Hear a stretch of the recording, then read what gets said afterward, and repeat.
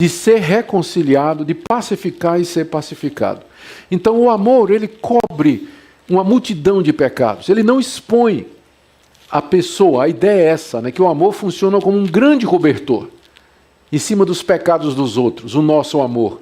No sentido de proteger, não expor, tratar com discrição e fazer com que esse pecado não seja alastrado. Se o pecado é tratado da forma correta, ele não se alastra, ele não vira fofoca se nós tratamos o pecado como deve ser tratado. Por isso, Pedro diz, o tipo de amor que Pedro está recomendando aos irmãos é esse tipo de amor que se estica, né, que vai até o pecador e o cobre, perdoa, tolera, se reconcilia, compreende e assim por diante. Isso manteria a comunidade coesa, a comunidade unida no meio de todo aquele sofrimento que eles estavam passando. E é esse amor, então, que faz com que aqueles cristãos orassem. E esse amor também, no verso 9, leva a uma terceira atitude. Sede mutuamente hospitaleiros, sem murmuração. A hospitalidade era muito importante naquela época, quando os cristãos estavam fugindo da perseguição. Muitos fugiam das cidades onde a perseguição começava e eles procuravam abrigo em outras cidades. E onde eles podiam encontrar abrigo, a não ser na casa dos irmãos. Então, a hospitalidade era quase que uma prática comum naquela época entre os cristãos, de hospedar os irmãos, especialmente aqueles irmãos que eram missionários, que eram pregadores da palavra e, em época de perseguição, aqueles refugiados que estavam procurando ajuda. É por isso que Pedro, logo em seguida, acrescenta sem murmuração. Porque a gente sabe o que é que isso significa. De repente chega um visitante inesperado. Alguém que não anuncia que ia chegar. E bate na porta e diz, irmão, eu estou fugindo lá de Esmirna, né? E, com minha família, estou aqui, eu e os meus 9 filhinhos, né? Eu não sei se você teria um lugarzinho para nos hospedar aqui, enquanto a gente acha algum lugar e tudo mais, né? Aí, irmão, claro, tudo e lá dentro do coração, né? Lá dentro do coração, a murmuração, né? O tempo que eu vou ter que gastar tempo atendendo esse pessoal, né? O tempo que eu ia gastar fazendo outras coisas, vou ter que dar atenção, vou cuidar, vou ter que fazer comida, né? Vou ter que arrumar quarto, e dinheiro, e os gastos que eu vou ter com isso e tudo. Então, a hospitalidade é sem murmuração. Que é um privilégio hospedar os irmãos. Agora, eu não estou dizendo isso para vocês abusarem dos irmãos, não é? Não estou dizendo isso para vocês abusarem. Aliás, no século II, no documento chamado Didaquê, o ensino dos 12 apóstolos, que não foram os 12 apóstolos, é um apócrifo, né, que escreveram, não foi os 12 apóstolos que escreveram, mas lá tinha uma recomendação dizendo, se chegasse um profeta, um evangelista, né, um profeta na cidade, e ele pedisse hospitalidade, você deveria dar. Mas se ele passasse de 3 dias, expulsasse, porque era falso profeta. Ele estava se aproveitando da hospitalidade dos irmãos para, né, ficar pulando de casa em casa, tal. Quem não gosta disso, né? Fica fácil, né? A vida assim. Mas a hospitalidade era muito necessária em época de perseguição e era uma expressão desse amor intenso, ardente, que cobre multidão de pecados, desse amor que, ora, transforma em prática recebendo os irmãos sem murmuração, sem reclamação, sem queixa no coração, mas com gratidão pelo privilégio de poder servir a Deus, abrindo sua casa para os necessitados. A quarta orientação de Pedro, à luz do fim, né, que se aproxima, tem a ver com o serviço cristão através dos dons espirituais. Ele coloca primeiro uma orientação geral no verso 10. Servi uns aos outros, cada um conforme o dom que recebeu, como bons dispenseiros da multiforme graça de Deus. Vários pontos podem ser deduzidos aqui. O primeiro deles é que cada um dos cristãos recebeu algum tipo de dom espiritual. O dom é uma habilidade, é uma capacidade que Deus dá a uma pessoa para que ela possa servir a outra ou outras, para que possa ministrar as necessidades de outras pessoas. Teoricamente, todo cristão tem algum tipo de habilidade ou capacidade que pode ser usado no serviço de outros. Se não for assim, Pedro não diria no verso 10, servi uns aos outros, cada um conforme o dom que recebeu. Nós não temos certeza de quando esse dom é recebido, mas o próprio verbo receber indica que ele é uma dádiva de Deus. Nos cabe somente receber. Eu sei que tem pessoas que perguntam, mas eu posso orar por determinados dons? Eu diria que o que me parece normal na Bíblia é ver o dom sempre como sendo uma coisa que é dada por Deus, não em resposta à oração, mas em resposta à sua soberana vontade e à sua decisão. Ele concede dons conforme o seu querer e a sua vontade. O ruim é que quando o pessoal pede o dom, geralmente são aqueles dons mais espetaculares, né? As pessoas pedem a Deus o dom de línguas, o dom de cura, o dom de milagre, mas o dom de contribuir, né? O dom de exercer misericórdia, isso aí eu nunca vi ninguém orando a Deus, né? Deus me dá o dom de contribuir, né? Eu queria realmente que o Senhor me desse o dom, né? De eu dar tudo que tenho para os pobres, isso eu nunca vi ninguém pedindo, né? Então, parece que o dom não funciona dessa forma, ele é uma dádiva de Deus ao seu povo para o ministério. Quando nós usamos os dons para o serviço dos outros, nós nos tornamos o que Pedro diz no final do verso 10, bons dispenseiros da multiforme graça de Deus. A graça de Deus é o favor dele com relação ao seu povo. E essa graça é multiforme, quer dizer que ela tem muitas formas.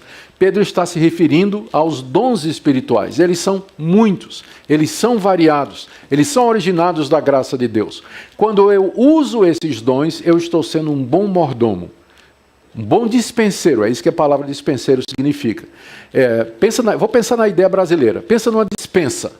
Deus, né, você tem uma dispensa em casa cheia de coisas boas. Diariamente você vai naquela dispensa, tira o que precisa para atender a necessidade de alguém e ministra aquela pessoa. Então, é mais ou menos isso. Deus nos deu os dons como bens e nós, como dispenseiros, responsáveis pela dispensa dos dons, nós os administramos e ministramos aos nossos irmãos. Então, essa é a orientação geral que ele coloca aqui no verso 10. No meio dessa perseguição, no meio desse sofrimento, no meio da necessidade, sirvam uns aos outros através dos muitos e diferentes dons que Deus concedeu à igreja e dos quais vocês participam. Vocês têm habilidades e capacidades, vocês têm oportunidades e condições de ministrar mutuamente. E no verso seguinte, ele menciona duas categorias de dons que praticamente englobam essa quantidade enorme, essa diversidade e variedade de dons. Primeiro ele fala os dons da palavra, no verso 11. Se alguém fala, fale de acordo com os oráculos de Deus. Debaixo dessa expressão, se alguém fala, nós podemos agrupar diversos dons.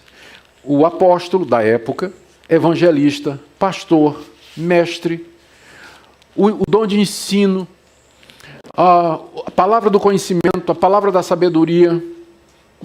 Tem uma dezena de dons que se encaixam aqui debaixo dessa expressão, se alguém fala.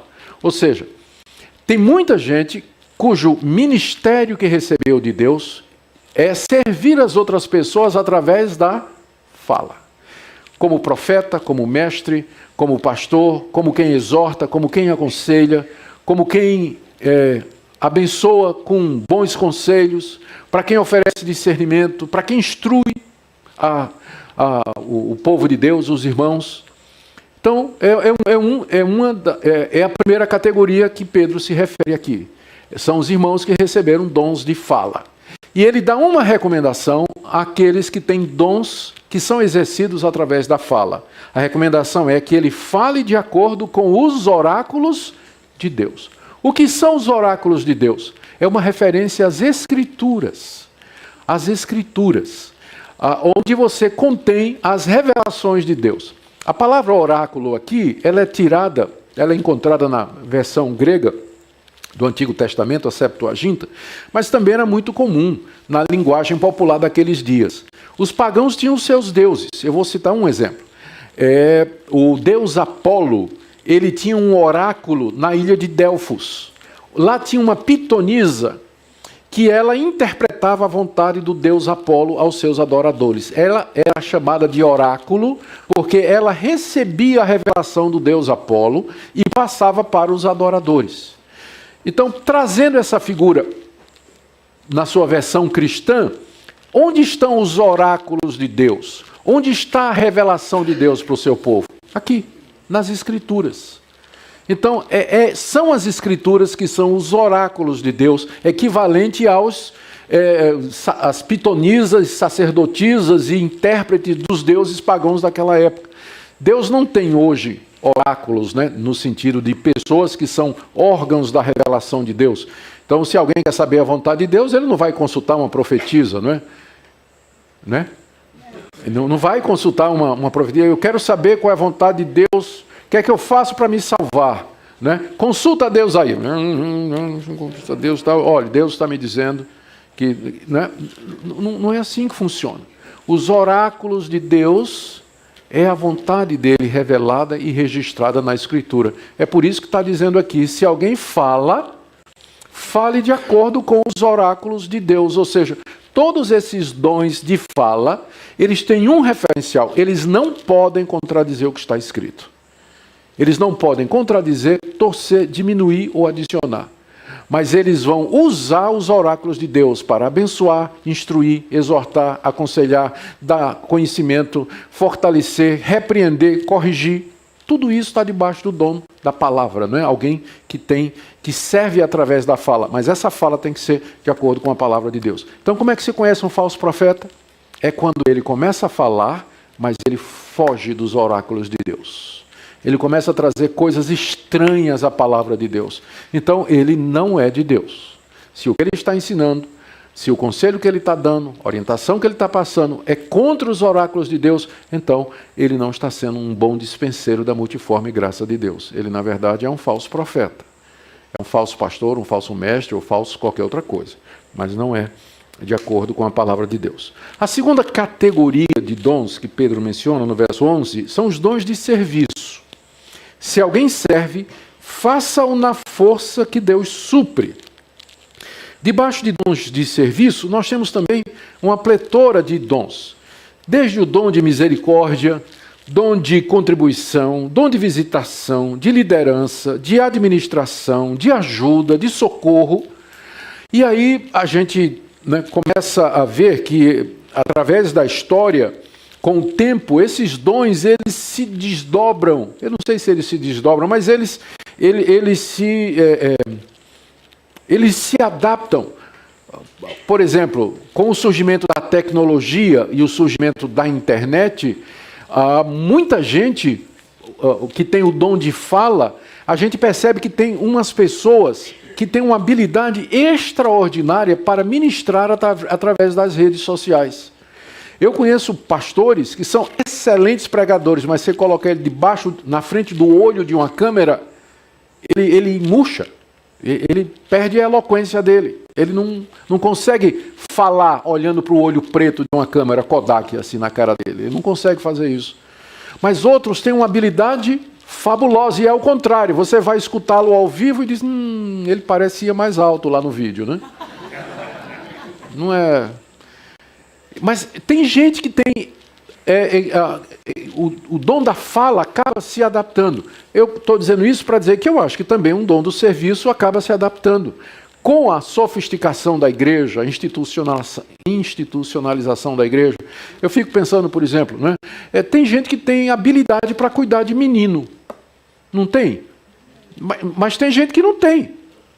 Eu, por exemplo, se você me colocar para cuidar de criança, não vai dar certo. Não vai. Mas tem gente que tem habilidade para cuidar de criança. Gente que tem habilidade para falar para os adolescentes. Sabe falar mesmo para os adolescentes. Tem gente que tem habilidade de ficar atrás daquela mesa de som ali, controla aqui, mexe aqui, tal, está atento, está vendo tudo. É o dom de serviço. É um tipo de serviço que é ministrado à igreja. Sob essas duas categorias, o que fala e o que serve, Pedro encerra toda a multiforme graça de Deus. Então, há uma variedade enorme de dons, mas eles podem ser resumidos nesses dois. Os dons de fala e os dons de serviço. Então, eu não sei que tipo de dons você tem. E eu não creio que um dom exclui o outro. Tem gente que tem dom de fala e que são excelentes servidores, né? Gostam de servir, de ajudar no que for possível, enfim. Então, uma coisa não exclui a outra, mas o que importa aqui é essa exortação, que nós temos que nos ministrar, é o que fala aqui no verso 11, servir uns aos outros, cada um conforme o dom que recebeu. Se for de fala, conforme os oráculos de Deus. Se for ministério, faça isso na força que Deus supre. Porque se não for na força que Deus supre, contribuição, visitação, ajuda, socorro, consolação, misericórdia, a gente não dá conta. Mas tem que ser na força de Deus, porque você vai mexer com a miséria humana, você vai chegar perto do sofrimento humano mais e mais, e você vai precisar da misericórdia de Deus. E o alvo de tudo isso, né, Pedro diz no verso 11, é que através desse serviço mútuo, em todas as coisas, seja Deus glorificado por meio de Jesus Cristo, a quem pertence a glória e o domínio pelos séculos dos séculos. Amém. À medida que nós nos ministramos e nos servimos, cada um de acordo com os dons que Deus deu, Deus está sendo glorificado e a pessoa do Senhor Jesus será exaltada. Que conselhos bons para a época de perseguição, não é? Recordando, meus irmãos, o fim está próximo. Vocês estão passando por grande sofrimento e perseguição, mas lembrem que o fim de todas as coisas está próximo.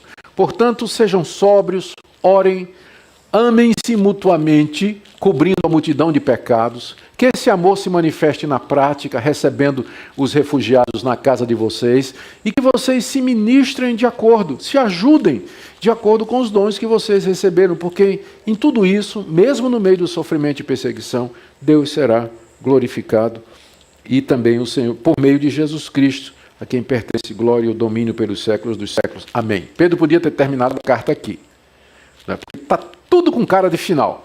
Mas alguma coisa acontece que Pedro agora volta a tratar da questão do sofrimento dos cristãos, à luz da proximidade do fim. O que Pedro se refere aqui quando ele diz: amados, não estranheis o fogo ardente que surge no meio de vós, destinado a provar-vos, como se alguma coisa extraordinária estivesse acontecendo. Pedro compara esse sofrimento aqui a um incêndio que irrompeu de uma forma devastadora, inesperada e terrível.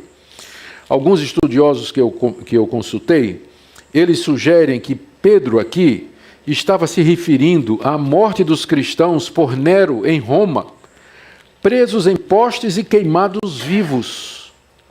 Isso é um fato histórico. Depois que Nero acusou os cristãos de serem os incendiários de Roma, os cristãos foram caçados, presos, levados para o Coliseu, e os que não morreram pelas feras ou decapitados pelos gladiadores, eles foram amarrados em postes, dizem que eles foram amarrados em postes na via pública, né, e queimados vivos, e a luz deles, da morte deles, enquanto eles queimavam, iluminava então a cidade. Será que é esse fogo ardente que surge no meio de vós, que Pedro está se referindo? Amados, não estranhem esse tipo de coisa. Não estranhem isso como se uma coisa extraordinária estivesse acontecendo. Não é impossível. Pode ser que isso já tivesse acontecido em Roma e Pedro estava na expectativa de que isso também poderia acontecer na província da Ásia Menor, que é onde são as 5 regiões para onde ele escreve, não é? Então ele está já como que avisando aos cristãos. Pedro está percebendo o aumento da hostilidade contra os cristãos e ele imagina que uma coisa similar possa acontecer a qualquer momento, comandada por Nero. Não aconteceu porque Nero foi morto algum tempo depois. Mas àquela altura Pedro não sabia disso e o próprio Pedro morreria poucos anos depois, debaixo também das ordens de Nero. Essa é uma interpretação que parece plausível, mas tem uma outra que está mais próxima do texto. Note que no verso 14, Pedro diz assim: se pelo nome de Cristo sois injuriados, bem-aventurados sois, porque sobre vós repousa o Espírito da glória de Deus. Então parece que o fogo ardente a que Pedro se refere era a injúria. e que tinha havido um aumento dela. Então, é essa a interpretação que nós vamos tomar. Que Pedro, escrevendo a carta, se preparando para terminar a carta, de repente chega a notícia de que a coisa está ficando cada vez pior e que há uma onda de acusações, injúrias e calúnias contra os cristãos nas províncias às quais Pedro endereça a carta. Então, ele toma um tempo para voltar a dizer para os irmãos: irmãos, não estranhem esse fogo ardente que está surgindo aí. Vamos ler o texto então de 12 a 19. Amados, não estranheis o fogo ardente que surge no meio de vós, destinado a provar-vos como se alguma coisa extraordinária vos estivesse acontecendo. Pelo contrário, alegrai-vos na medida em que sois coparticipantes dos sofrimentos de Cristo, para que também na revelação de sua glória vos alegreis exultando. Se pelo nome de Cristo sois injuriados, bem-aventurados sois, porque sobre vós repousa o Espírito da glória de Deus. Não sofra, porém, nenhum de vós como assassino, ladrão, malfeitor, ou como quem se intromete em negócios de outrem. Mas se sofrer como cristão, não se envergonhe disso. Antes glorifique a Deus com esse nome. Porque a ocasião de começar o juízo pela casa de Deus é chegada. Ora, se primeiro vem por nós, qual será o fim daqueles que não obedecem ao Evangelho de Deus? E se é com dificuldade que o justo é salvo, onde vai comparecer o ímpio, sim, o pecador? Por isso também os que sofrem segundo a vontade de Deus encomendem a sua alma ao fiel Criador na prática do bem. Qual deveria ser então a atitude dos cristãos com relação àquele fogo da injúria que estava crescendo contra eles? São 1, 2, 3, 4, 5, 6, 7, 8 recomendações. Eu vou bem rápido. Certo? 8 coisas. Primeiro, não estranhe. Não estranhe quando vier esse tipo de coisa. Aí no verso 12, amados, não estranheis o fogo ardente que surge no meio de vós. Essa palavra não estranhar, essa orientação, é mais do que simplesmente ficar surpreso, né? Ser apanhado de surpresa. É a ideia de ser apanhado de surpresa e ficar ressentido. Né? Dizendo, mas como? Né? Como é que isso está acontecendo conosco? Por que isso está acontecendo, ó Deus? É dizer assim, não ache isso uma coisa, não ache que isso é o tipo de coisa que não deveria acontecer. Eu estou estranhando o que está acontecendo comigo. Por que está acontecendo comigo? Estou estranhando isso. Não estranhe quando o fogo ardente surgir no meio de você. Por que não estranhe? Porque você já devia saber que o cristão está sujeito a isso. Você devia saber que se você vai seguir Jesus Cristo, as perseguições virão, a provação virá, a dificuldade vai bater na sua porta. Então não estranhe, como se alguma coisa extraordinária tivesse acontecendo com você, porque desde o começo Jesus Cristo diz, quem quer me seguir, negue-se a si mesmo, tome a sua cruz e me siga. A vida do cristão ela é marcada pelo sofrimento, pela dor, pela provação, pela dificuldade, pelas contrariedades, às vezes até mais do que os próprios ímpios. Às vezes Deus nos dá um refresco e um período de paz, de tranquilidade, louvado seja Deus por isso. Mas e se nós estamos passando por esse período, é para levantar a mão para o céu e agradecer. Mas a história da igreja cristã é uma história de sofrimento, de perseguição. Agora mesmo nós temos irmãos sendo massacrados nos países muçulmanos, perseguidos em regimes comunistas, passando por dificuldade em outros países pós-cristãos. E no Brasil nós temos essa liberdade que nós temos aqui, e a gente talvez não percebe, né, a seriedade do que está sendo dito aqui. Pedro está dizendo, primeira coisa para eles, não estranhem o fogo ardente quando o incêndio começar a queimar no meio de vocês. Como se uma coisa extraordinária estivesse acontecendo. O sofrimento não é algo extraordinário na vida do cristão, é o ordinário. O extraordinário é a tranquilidade. Isso é que é o extraordinário. Né? Mas o sofrimento é o ordinário, é a porção comum que nós temos aqui nessa vida marcada pelo pecado. Né? Por isso é bom lembrar, o fim está próximo, né? Um dia isso tudo vai acabar. Segunda orientação de Pedro, a segunda orientação dele tem a ver com o entendimento do porquê essas coisas acontecem. Aí, no verso 12 ainda, ele diz que esse fogo ardente que surge no meio de vocês é destinado a provar-vos. Ele já tinha falado disso, lembram? Lá no capítulo 1, volta aí comigo. Ele diz no verso 6, vocês nisso exultais na salvação, embora no presente, por breve tempo, se necessário, sejais contristados por várias provações, para que, uma vez confirmado o valor da vossa fé, muito mais preciosa do que o ouro perecível, mesmo apurado por fogo, redunda em louvor, glória e honra na revelação de Jesus Cristo. Ora, Pedro já tinha usado essa figura de que a nossa fé é provada pelo sofrimento, da mesma forma que o ouro é purificado pelo fogo. Ele está voltando a esse tema aqui. Irmãos, não estranhem a provação que vem como um fogo no meio de vocês, porque o alvo dela é provar vocês, é depurar a fé de vocês, é tirar da fé de vocês os elementos impuros, da dúvida, da incerteza, do questionamento, é fortalecer a fé de vocês, que vale mais do que prata e do que ouro.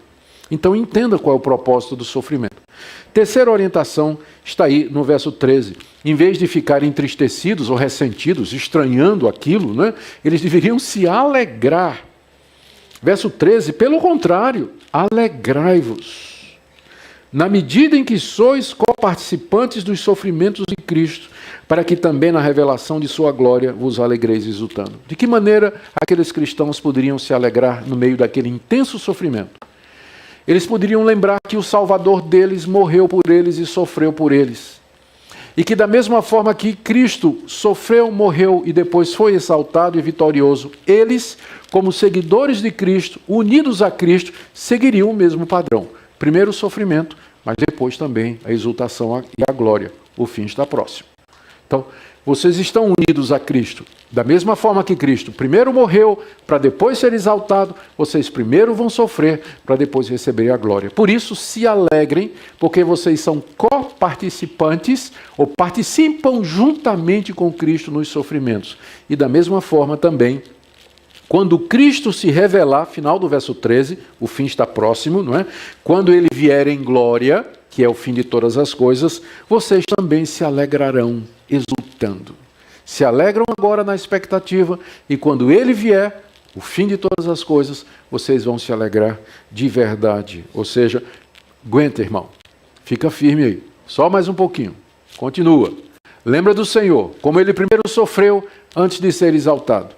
Lembra que você é coparticipante com ele dos sofrimentos. Quinto lugar, assim, ainda dentro dessa orientação, do verso 14, no verso 13, alegrai-vos na medida que sois participantes dos sofrimentos de Cristo.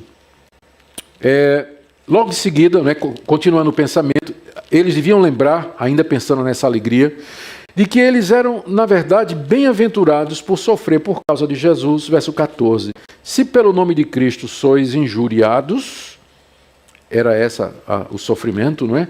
Bem-aventurados sois, porque sobre vós repousa o Espírito de Cristo e de Deus. O Espírito da glória e de Deus. Jesus Cristo tinha dito, bem-aventurados aqueles que sofrem por causa da justiça, porque deles é o reino dos céus. E Pedro está dizendo então, que se vocês estão sendo injuriados por conta do nome de Cristo, vocês são bem-aventurados. E ele acrescenta essa frase muito interessante aqui, porque sobre vós repousa o Espírito da glória de Deus. A figura que Pedro está usando aqui é da Shekinah, a nuvem da glória do Antigo Testamento, quando ela descia sobre o tabernáculo, ou quando ela descia no alto do Monte Sinai, ou quando ela enchia o templo durante as ministrações, indicando a presença gloriosa de Deus aqui. O contraste é esse. O mundo está perseguindo vocês, mas o Espírito da glória de Deus repousa sobre vocês, como vocês são o templo do Espírito Santo, a casa espiritual, a moradia de Deus. Então o Espírito da glória e de Deus, ele repousa sobre vocês. Por isso vocês são bem-aventurados. É difícil a gente ver isso no meio da dificuldade, não é? Porque a presença do Espírito da glória e de Deus em nós nem sempre significa alívio e gozo e manifestação emocional, mas simplesmente a capacidade de permanecer crente quando tudo dá errado. É isso que o Espírito Santo faz em nós no meio do sofrimento. Às vezes ele pode trazer alívio da mente, tranquilidade no coração, algum tipo de paz, mas com frequência o que se espera do cristão no meio do sofrimento é a perseverança, que ele continue a perseverar, não negar ao Senhor Jesus, não voltar atrás, não cair em murmuração, ressentimento, mas continuar a servir a Deus, ainda que tudo dá errado. O Espírito da glória de Deus repousa sobre o seu povo, quando ele está no meio da perseguição, garantindo então a sua permanência. Em quinto lugar, verso 15, eles não deveriam sofrer como malfeitores. Não sofra, porém, nenhum de vós como, aí vem a listinha, não é? Assassinos, ladrões, malfeitores e metidos nos negócios dos outros. Não é interessante de que a pessoa metida está na mesma lista do assassino? A gente disciplina o ladrão na igreja, né? Mas o fofoqueiro nunca. A gente é muito incoerente, né? Não está na mesma lista.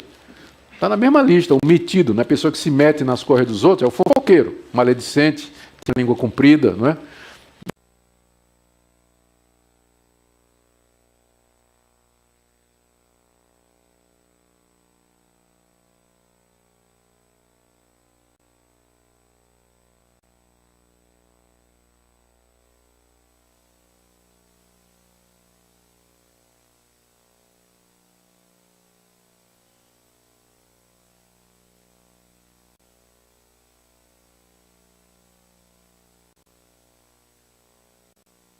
Alô? Eu estava só falando da nossa inconsistência, não é? A gente tem esse tipo de coisa de que tem pecados que são suportáveis, mas tem outros que não, a gente não perdoa.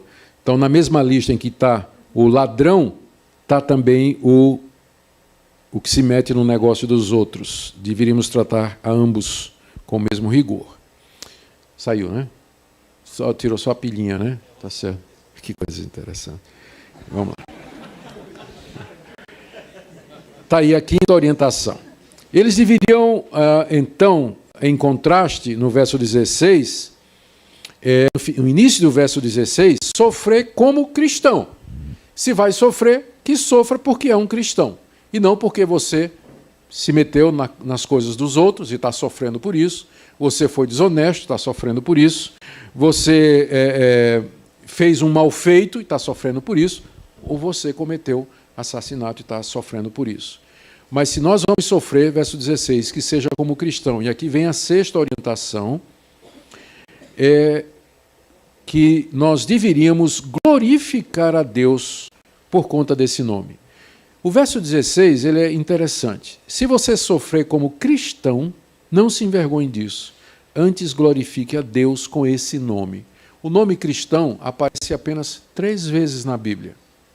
Apenas 3 vezes. 2 vezes no livro de Atos e essa vez aqui. Os cristãos, a princípio, eles eram chamados de a seita dos nazarenos, eram chamados de discípulos, depois seguidores do caminho. E alguém lembra qual foi a primeira vez em que eles foram chamados de cristãos?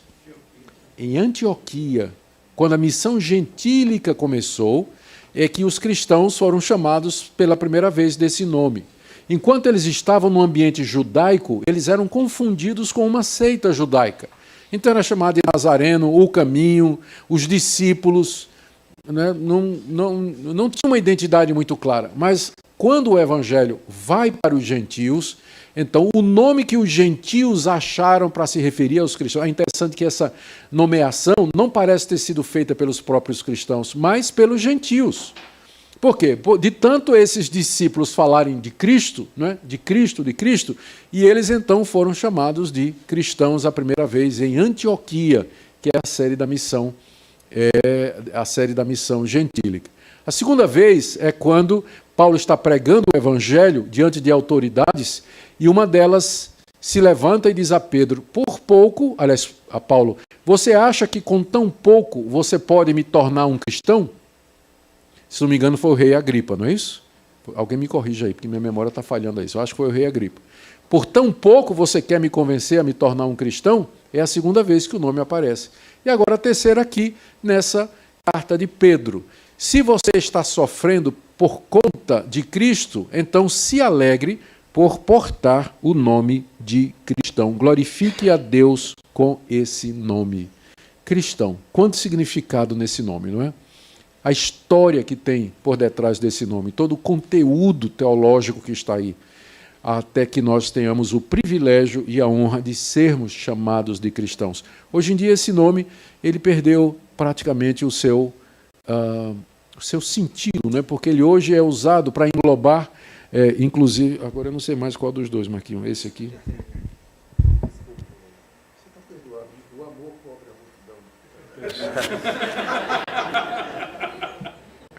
multidão. Pronto, certo. Obrigado. Obrigado, é melhor assim. O nome cristão, ele hoje é usado de uma forma tão ampla que ele acabou perdendo o sentido.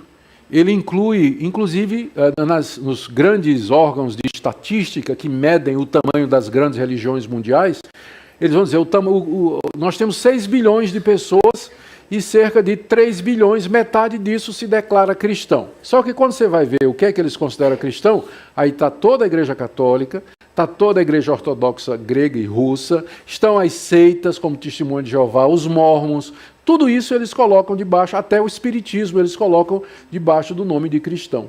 Então perdeu esse sentido, não é, que tem no Novo Testamento, esse nome que era um nome do qual as pessoas, os discípulos, né, deviam glorificar a Deus pelo privilégio de ser chamado de cristão.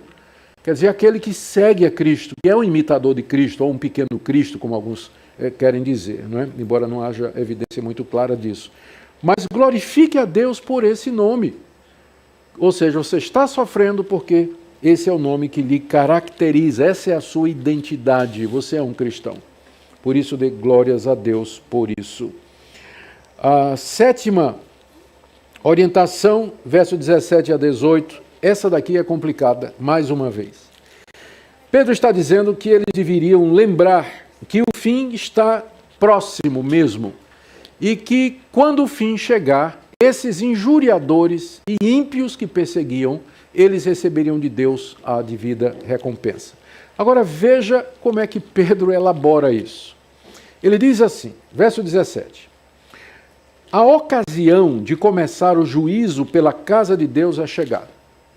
Então, o que é que ele está dizendo? Esses sofrimentos que vocês estão passando é o juízo de Deus sobre vocês. Só que juízo aqui não é no sentido de juízo condenatório, mas é Deus usando o sofrimento para nos limpar das nossas imperfeições.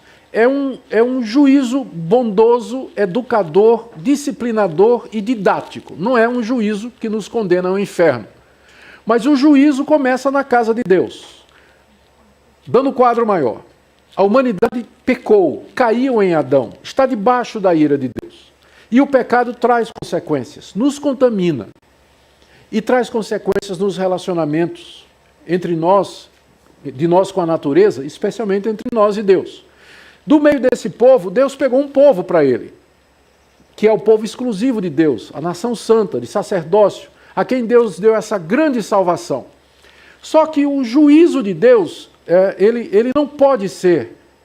Nós somos livres do juízo condenatório de Deus. Ele não vai mais nos condenar porque Cristo levou esse juízo sobre ele. Mas ainda assim nós continuamos pecadores e Deus vem sobre nós como juiz e diz: olha, você não está amando seu irmão como você devia. Você vai sofrer um pouquinho aqui, tá? Só para você aprender como é que você deve amar o seu irmão. Então, o juízo começa pela casa de Deus. Deus vem primeiro purificar e julgar a sua igreja. Por isso que esses sofrimentos, eles são chamados por Pedro aqui de fogo. Assim como o fogo prova a prata e o ouro e os expurga das imundícies e das impurezas, assim também Deus vem sobre a sua igreja com o sofrimento, a semelhança do fogo que purifica, para nos apartar das imundícies, das iniquidades, dos resquícios de pecado que há em nós. Então, o juízo começa pela casa de Deus. Então, é nesse sentido que ele vai dizer mais adiante que o justo se salva com dificuldade. Não é que é difícil se salvar, ele se esforçou muito para salvar. Não, ele é salvo, mas ele enfrenta muita dificuldade, que são exatamente as provas, os sofrimentos e todas essas coisas que vêm sobre nós e que faz parte do juízo de Deus. O juízo começa pela casa de Deus. Início do verso 7. Ora, se primeiro vem por nós, pergunta Pedro, né? Se Deus começa conosco e nos deixa passar por todo esse... Ora, se nós que somos filhos de Deus e salvos, passamos por esse tipo de sofrimento que nós estamos passando aqui, imagine qual será o fim daqueles que não obedecem ao Evangelho. Se nós que obedecemos, levamos, apanhamos, somos surrados, né, pelas provações, provados, acrisolados, testados de um lado de outro, em todas as circunstâncias, imagina quando chegar a hora do ímpio. Pronto. Quando for a vez do ímpio. Então, qual vai ser? Né? É a pergunta dele aqui. Qual será o fim? Né? Imagine, adivinhe qual vai ser o fim daqueles que não obedecem ao Evangelho. Aí ele retorna a essa pergunta retórica no verso 18.